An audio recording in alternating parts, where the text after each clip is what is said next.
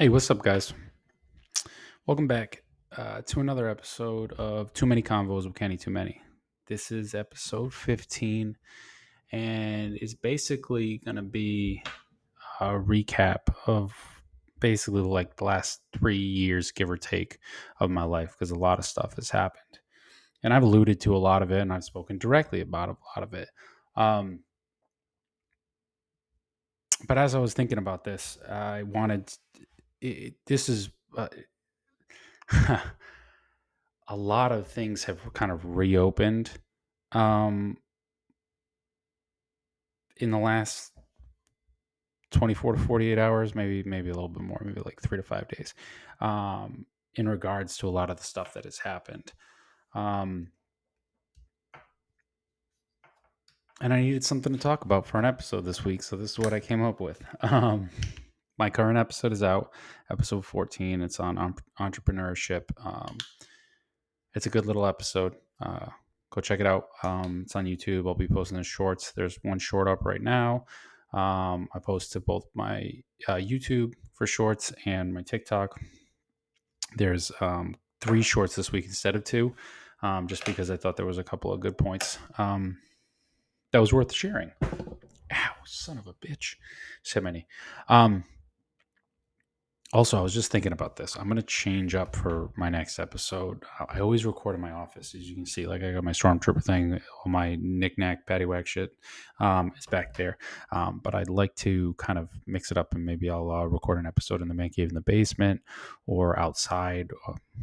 Outside might be a little noisy, but actually, it's not too bad out here. But my point being is I want to switch up kind of the environment in which I stream and whatnot. Um, So my life has been, I mean, a lot of people's lives have been crazy since COVID and 2020, et cetera, et cetera. And I'm not trying to make my life sound crazier than anybody else's. And certainly I've been blessed in some ways than others.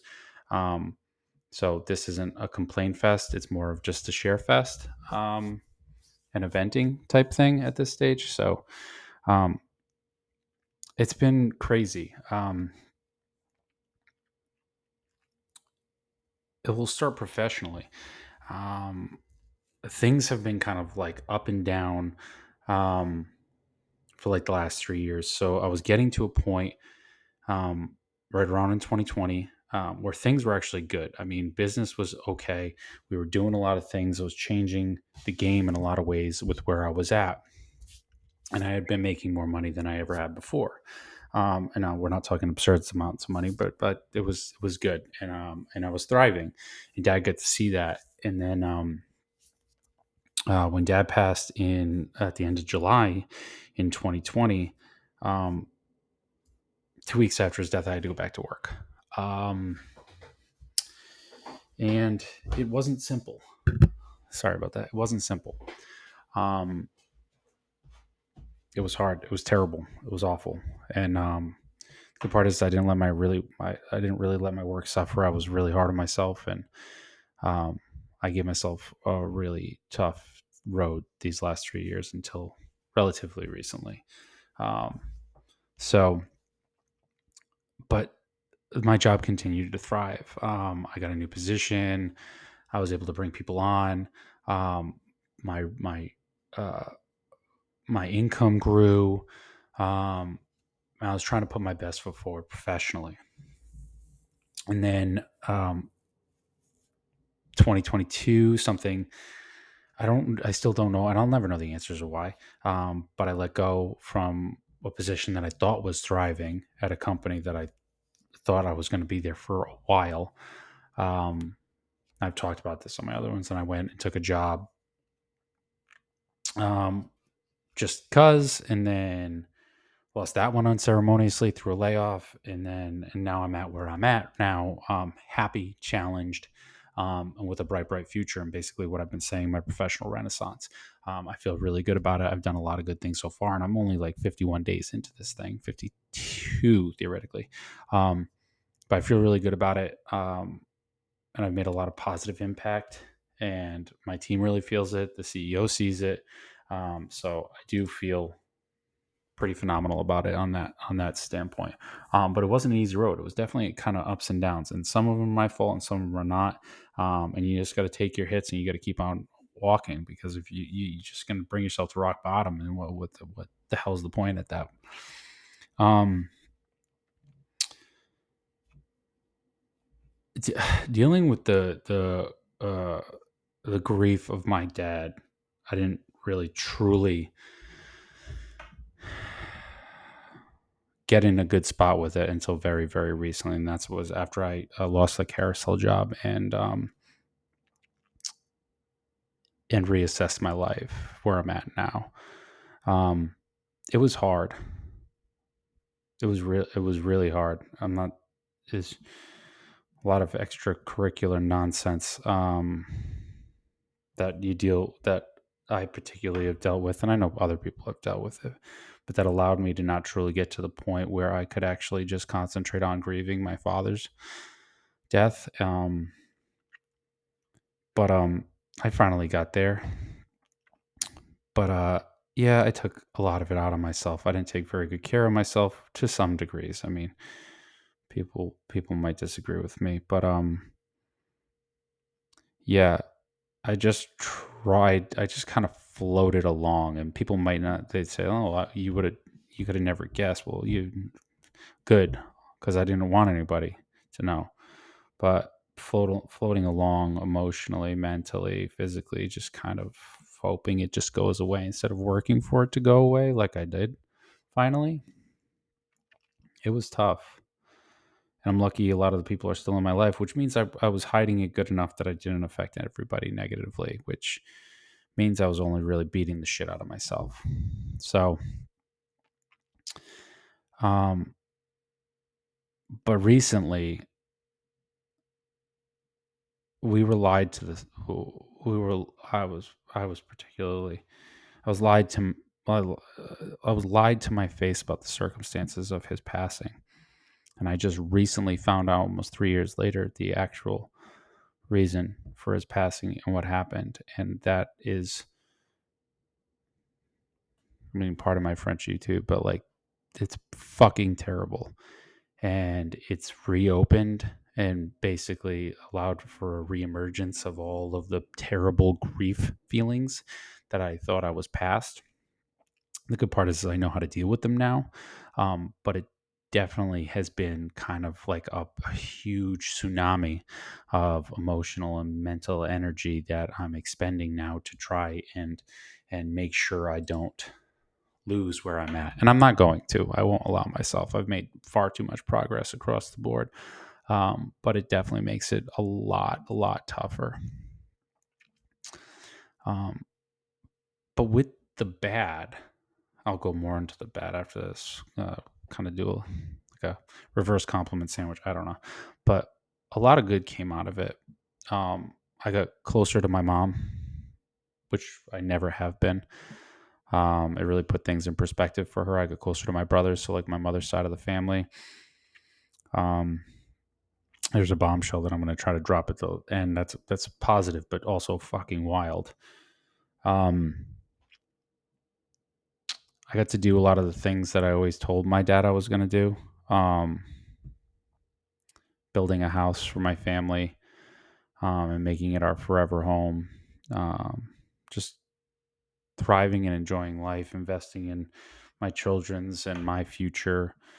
Um, it's unfortunate that he had to pass away for a lot of the stuff to happen. But a lot of the stuff that happened is still because of him. A lot of the stuff that happens now is still because of him. My goal, and I know things and stuff. There's not anybody's legacy, and in all actuality, I'm his legacy. My sisters are his legacy. My children are his legacy, and we're going to keep continuing to do that because the biggest point of his legacy is family,